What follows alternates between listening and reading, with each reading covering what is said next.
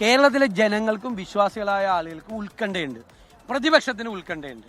കാരണം ഈ കേസ് എങ്ങും എത്താതെ അവസാനിക്കും എന്നുള്ള സംശയമുണ്ട്. ഒരു തെളിവ് SIT ശേഖരിക്കുന്നില്ല, ഇതുവരെ ഒരു തെളിവും കിട്ടിയിട്ടില്ല. മനസ്സിലായില്ലേ? അനാവശ്യമായി കോടതി തന്നെയാണ് പറഞ്ഞത്, അനാവശ്യമായി തെളിവിന്റെ കണിക പോലും ഇല്ലാതെ തന്ത്രി അറസ്റ്റ് ചെയ്തെന്ന് പറഞ്ഞു. SIT തന്ത്രി അറസ്റ്റ് ചെയ്ത് ശ്രദ്ധ മാറ്റാൻ വേണ്ടിയിട്ടാണ് കോടതി തന്നെയാണ് പറഞ്ഞത്. കോടതി തന്നെയാണ് പറഞ്ഞത്, ഇത് തന്നെയാണ് പറഞ്ഞത് കോടതി.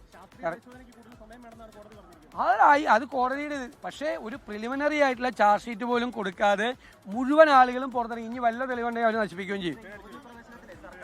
ആരെ അവര് ചെയ്തല്ലോ. അതിന് ഇന്ന് എന്തൊക്കെ ന്യായീകരണമാണ് ദേവസ്വം മന്ത്രി പറഞ്ഞത്.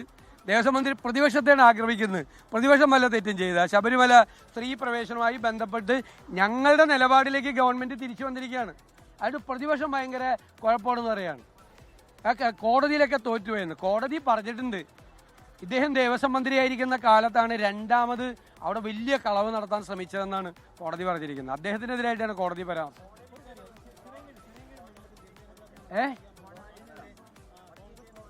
അതെനിക്കറിയില്ല. അവരുടെ ഏജ് തെളിയിക്കാനുള്ള സർട്ടിഫിക്കറ്റ് ഒന്നും എൻ്റെ കയ്യിലില്ല.